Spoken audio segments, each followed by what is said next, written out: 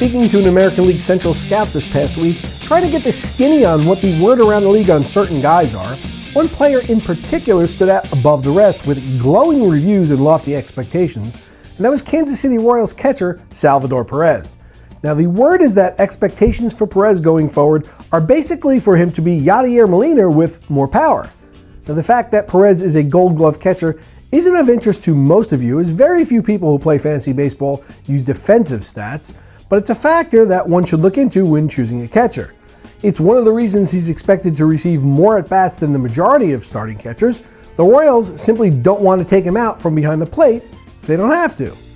In the batter's box, the 24-year-old already has a career .301 batting average in 253 Major League games, and his fly ball percentage has increased each of his first 3 seasons from 29.2% in 2011 to 31.7% in 2012 to 32.9% in 2013, suggesting that his home run totals will continue to climb as he learns to lift the ball when he's in hitters' counts.